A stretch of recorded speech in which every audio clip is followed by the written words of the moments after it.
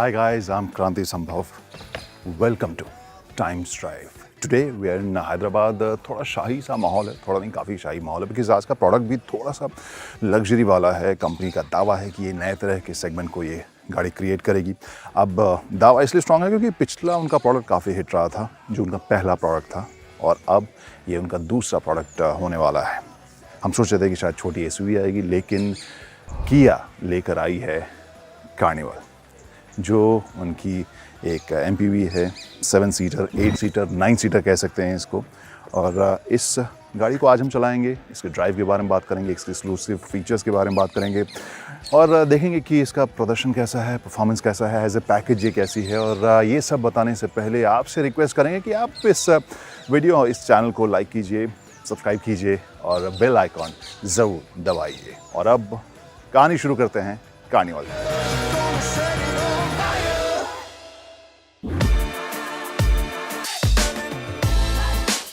तो guys let's start the story. और गाड़ी बड़ी है, फीचर्स बहुत सारे हैं, इसके बहुत सारे एस्पेक्ट्स हैं, सो इस वजह से फटाफट मैं बताता हूँ इस कार के बारे में। सबसे पहले अगर लुक्स की बात करें, एक एमपीवी है, पीपल मूवर है। यहाँ पर ज़्यादा लोगों को आरामदेह तरीके से एक जगह से दूसरी जगह ले जाने के लिए you have to make it boxy, और ये ओवरऑल आपको बॉक्सी तो फील होगी। लेकिन जिस सेगमेंट में आ रही है, कंपनी का दावा है कि हालांकि ये सेगमेंट बिल्कुल फ़िलहाल थोड़ा सा कॉम्प्लिकेटेड है बिकॉज प्राइस रेंज के हिसाब से और साइज़ के हिसाब से दो अलग अलग इलाके में जाती दिखाई दे रही है। फ़िलहाल हमारे पास रेफरेंस केवल इनोवा का था, लेकिन इनोवा से काफ़ी बड़ी है। वेलफायर और जो टोयोटा की है और मॉक की वी क्लास है, उससे अगर साइज़ की बात करें, कंपनी का दावा है कि उससे ये थोड़ी बड़ी है और वो साइज़ में आपको देखकर भी लगेगा। अब लुक में हम अगर इसके अगले हिस्से में बात करें तो किया की जो टाइगर नोज ग्रिल जो टिपिकल एक लुक होता है वो इसमें दिया गया है। एलईडी हेडलैम्प दिए गए हैं, एलईडी आइस क्यूब शेप, आपको फॉग लैम्प्स भी देखने को मिलेगा। ओवरऑल लुक मुझे प्रीमियम और मॉडर्न सा लग रहा है। बहुत ज़्यादा क्रोम का इस्तेमाल भी नहीं है, तो इसमें बहुत ज़्यादा ओवर द टॉप टाइप की फील भी नहीं है, एक बैलेंस्ड आपको फील दे रही है। और अगर पर्सनल व्हीकल के तौर पर भी आप देखेंगे तो उस हिसाब से भी ये कोई बहुत प्लेन या ब्लैंड टाइप का डिज़ाइन नहीं लगेगा। इंटरेस्टिंग, वेल बैलेंस्ड, प्रीमियम और अट्रैक्टिव लुक इसका फ्रंट ज़रूर नज़र आ रहा है। पिछले हिस्से पर चलें। यहाँ पिछले हिस्से पर भी आप देखें तो वहाँ भी एक अच्छा बैलेंस नज़र आ रहा है। शार्क फिन एंटीना है, स्पॉयलर है और यहाँ पर हल्के से क्रोम का इस्तेमाल। कार्निवल, लिमोजीन, ये दोनों आपको बैजिंग यहाँ पर देखने को मिलेगी। स्किड प्लेट भी दिया गया है। ओवरऑल फील यहाँ पर भी आपको, और ये टेल लैम्प्स भी अट्रैक्टिव तरीके से, वेल पैकेज, प्रीमियम सी फील है और इंटरेस्टिंगली ये डिज़ाइन किया गया है। और मुझे लुक के हिसाब से ये काफ़ी अच्छी ज़रूर लग रही है। हाँ, बॉक्सी तो है जैसा मैंने कहा। तो यहाँ पर ड्राइवर सीट पर एक फीचर है जिसके बारे में कह सकता हूँ it's bit complicated because this is coming in that segment जो मोस्टली शोफर ड्रिवन गाड़ियाँ होती हैं, और ऐसे में वेंटिलेटेड सीट्स केवल ड्राइवर के लिए वो थोड़ा से कॉम्प्लिकेटेड आएगा क्योंकि वहाँ मज़ा असली ड्राइवर का होगा ही। बाहर से भी ठंडी हवा और सीट के अंदर से भी आपको ठंडी हवा मिल रही है, लेकिन अगर आप खुद भी चलाएंगे तो ऑकवर्ड आप रोड के ऊपर महसूस नहीं करेंगे। दूसरा फीचर जो मेरे लिस्ट में इंटरेस्टिंग फीचर्स में से है वो है इसका स्लाइडिंग डोर। काफ़ी इंटरेस्टिंग आपको ये लगेगा, हिंदुस्तानी गाड़ियों में बहुत आम नहीं है। पावर्ड आपको ये स्लाइडिंग डोर मिलेगा और ये कंफर्टेबल भी है, और स्पेस के हिसाब से, एंट्री एग्जिट के हिसाब से भी ये आपको काफ़ी कंफर्टेबल फीचर ज़रूर लगेगा। अब ये दरवाज़ा खोल लिया तो एक और फीचर के बारे में आपको बताऊं जो आपको काफ़ी कूल लगेगा। यहाँ पर अगर आप देखें तो जो फ्रंट सीट है वो 10 तरीके से एडजस्ट हो सकता है। इस पिछले सीट पर भी आप देखें कि 4 अलग अलग बटन्स या लिवर्स आपको देखने को मिल रहे हैं। तो सबसे पहले को अगर हम यहाँ पुल करें तो इससे आप सीट्स को आगे पीछे कर सकते हैं। यहाँ दूसरे को करें तो आप इसको लेफ़्ट राइट कर सकते हैं, और इस वाले को अगर आप देखें तो आप इसे आगे थोड़ा सा टम्बल करके पीछे के लिए जगह बना सकते हैं। लेकिन ये जो लीवर है वो सबसे ज़्यादा कूल आपको नज़र आएगा। इसे आप खींचिए और आपके लेग सपोर्ट के लिए फुल बिजनेस क्लास की सीट में तब्दील हो जाएगी। वैसे फ़िलहाल जो आप वर्जन देख रहे हैं that is the 7 seater version, और यहाँ पर अलग अलग सीट कॉम्बिनेशन कॉन्फ़िगरेशन के साथ किया इस कार्निवल को लेकर आएगी, जहाँ 7 सीटर वर्जन होगा, 8 सीटर वर्जन होगा, 9 सीटर वर्जन भी होगा। सेल्टॉस में देखा 18 वेरिएंट्स थे। आई एम श्योर इसमें भी ढेर सारे वेरिएंट्स आपको उस हिसाब से देखने को मिले। और अब एक और इंटरेस्टिंग फीचर जिसके बारे में बताता हूँ। और ओके, टॉल पैसेंजर्स के लिए एंट्री बहुत आसान नहीं है, स्पेशली हाइट के हिसाब से अगर मैं देखूँ तो। जो फीचर की मैं बात कर रहा था, दोनों तरफ दोनों सीट पर आपको अलग अलग स्क्रीन देखने को मिल रहा है। दोनों में अलग अलग कंटेंट भी आप देख सकते हैं, एक कंटेंट भी देख सकते हैं, अलग अलग हेडफोन के साथ भी यूज़ कर सकते हैं और सेंट्रल या जो कॉमन ऑडियो सिस्टम है उसके साथ भी देख सकते हैं। तो makes it very interesting and premium. वैसे चौथे फीचर की तरफ जाने से पहले अब रिमोट है तो वो एक इंटरेस्टिंग फीचर आपको दिखा दूँ। इसी रिमोट से आप इस दरवाजे को खोल सकते हैं, है ना मज़ेदार। तो इसे मैं फ़िलहाल बंद करता हूँ और कार को लॉक करता हूँ। क्यों? क्योंकि जो अगला फीचर है उसके लिए कार का लॉक होना ज़रूरी है। Car locked.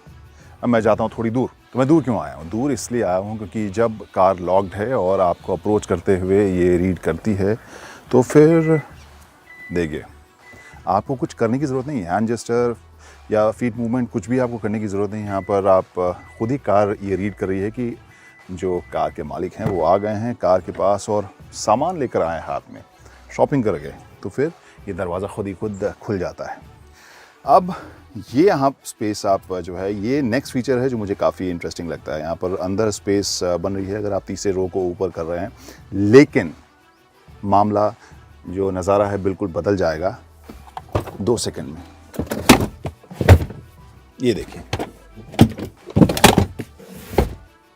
ये देखिए फुल फ्लैट। यहाँ पर पिछले सीट में यहाँ पर सामान रखने के लिए जगह और एक लीवर आप खींचिए और ये लॉक, इसे आप पुल कीजिए, ये लॉक, इसे खींचिए, ये लॉक, इसे पुल कीजिए और ये लॉक। तो यहाँ पर सामान रखने के लिए एक्स्ट्रा जगह भी आपको मिल रही है और प्लस अगर आपको सामान रखने के लिए और जगह चाहिए और तीसरे रो की ज़रूरत नहीं है तो आप इसे फ्लैट कर सकते हैं। And that is very interesting and functional feature.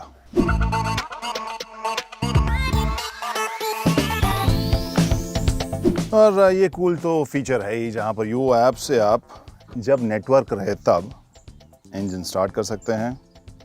फिलहाल ट्राई करते हैं, नेटवर्क नहीं है अभी। Lock, unlock, climate setting, horn plus lights in case आप ऐसे पार्किंग की जगह पर हैं जहाँ पर गाड़ी कहाँ आपने पार्क किया आपको याद नहीं, तो उसके लिए हॉर्न और लाइट्स काम आएंगे। जब नेटवर्क नहीं है तो फिर इस फीचर को देखिए स्टार्ट होगी। तो इससे वहाँ से वहाँ सिग्नल आने में थोड़ा वक्त लगा, लेकिन गाड़ी स्टार्ट हो गई। इंजन स्टॉप और साथ में आपको नोटिफिकेशन भी आता है कि आपने कौन सा कमांड इसमें दिया है, वो भी आपको पता चलता है। इंजन स्टॉप थोड़ा सा डिले है लेकिन मज़ेदार है।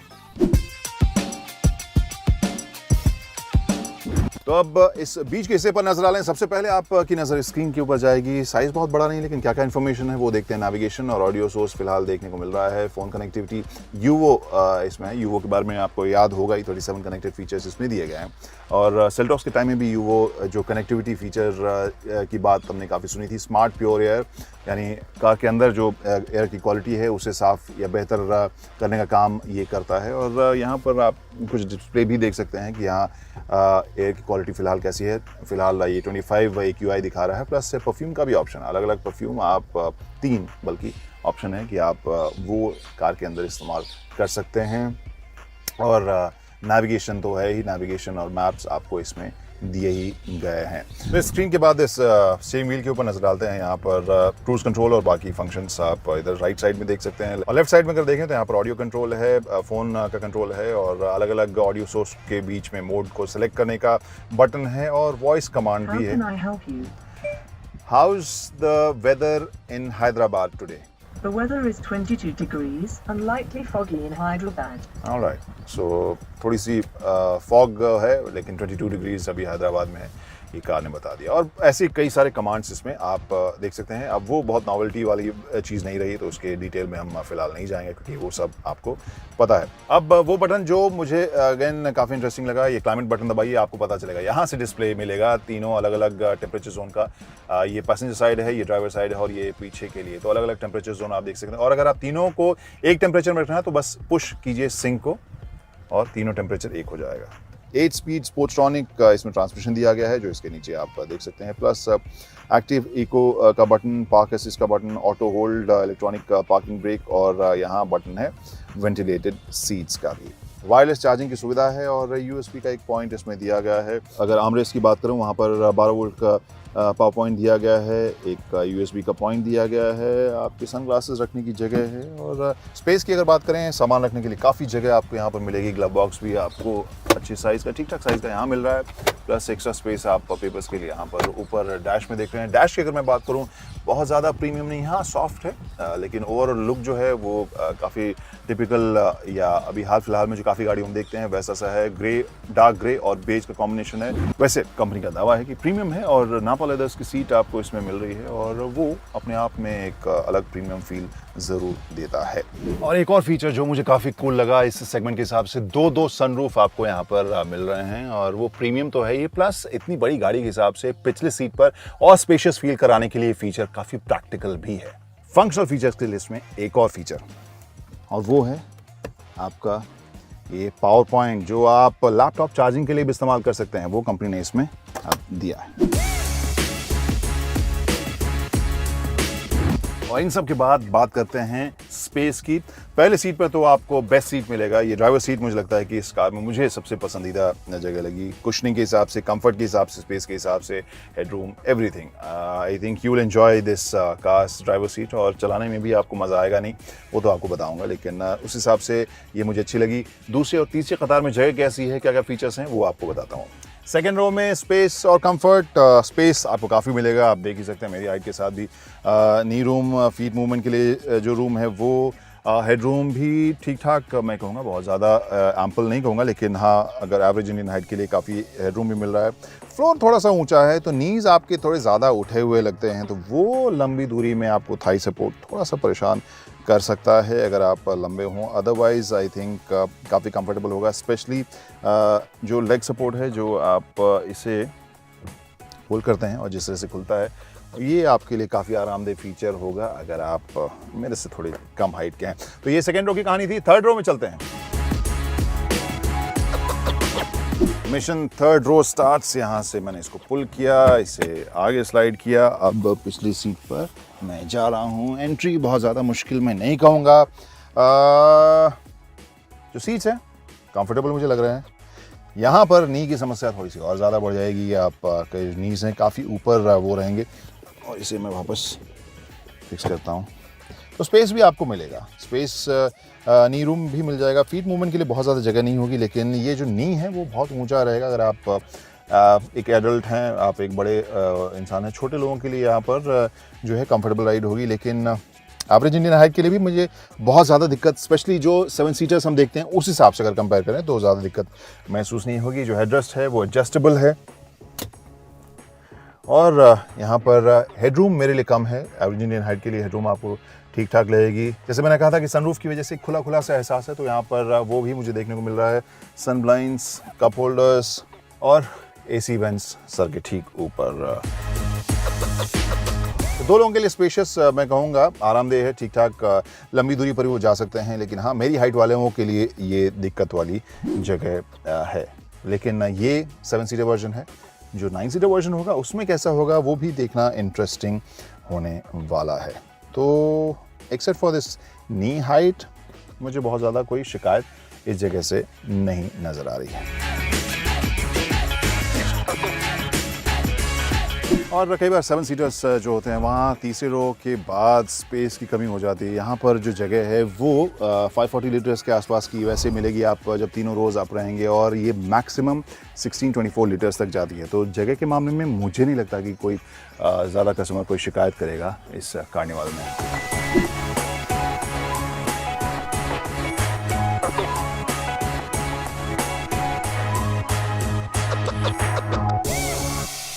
तो इसमें लगा है 2.2 लीटर CRDI डीजल इंजन है, लेकिन BS6 एमिशन नॉर्म वाला इंजन है। और अगर फिगर्स की बात करें तो अराउंड 200 PS, 197 हॉर्स पावर के आसपास की ताकत है, 440 न्यूटन मीटर का टॉर्क है। और जो इस साइज़ और इस इंजन के साथ जो टेस्टेड माइलेज है दैट इज़ अराउंड 13.9 kmpl, और ये फिगर अच्छा कहेंगे हम, जिस साइज़ की गाड़ी है उस हिसाब से this figure is not bad. इसके बाद क्या करना है, इस इंजन को और इसके परफॉर्मेंस को चेक करना है। Let's take it for a spin.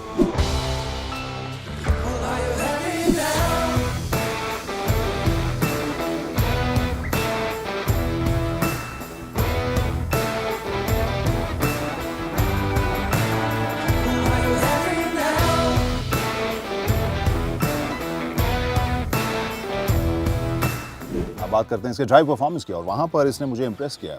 Impress इस वजह से किया है कि जिस साइज़ की गाड़ी है उस हिसाब से ही आपको ड्राइव के मामले में लैग महसूस नहीं कराएगी। आप थ्रॉटल दबाएंगे इसका और ये आपको पावर और टॉर्क की डिलीवरी तुरंत चालू कर देगी। काफ़ी स्मूथ था, काफ़ी लीनियर था और रिस्पॉन्स मुझे काफ़ी अच्छा लगा। तो उस हिसाब से इसके ड्राइविंग में आपको ऐसा नहीं महसूस होगा कि आप बहुत भारी भरकम गाड़ी चला रहे हैं। ऐसा नहीं कि किसी स्पोर्ट्स कार की तरह वो पावर मिलेगा, लेकिन जो भी पावर आएगा वो आपको काफ़ी कंसिस्टेंट और स्मूथली मिलेगा। तो ओवरऑल ड्राइव के हिसाब से मैं कहूँगा कि काफ़ी स्मूथ इसका परफॉर्मेंस था इंजन का। वहीं सस्पेंशन के ऊपर वापस आते हैं, और वो मामला ऐसा है जो आप इसे लेकर अगेन कंपेयर तो नहीं कर सकते क्योंकि वो दोनों का सेगमेंट अलग है, लेकिन इनोवा में जो एक फील है कि हाँ उसको लेके कहीं भी लोग जो कस्टमर हैं वो चले जाते हैं, वो वाली फील, वो वाला मज़ा इसमें तब नहीं आएगा अगर आप इसको सड़क से नीचे उतारेंगे या ख़राब सड़कों के ऊपर लेके जाएंगे। वो रिजिडिटी आप महसूस करेंगे, वो बम्प्स आप महसूस करेंगे। वो बहुत स्मूथ आपकी राइड होने वाली नहीं है, लेकिन overall very premium, very sorted, responsive and quite ride.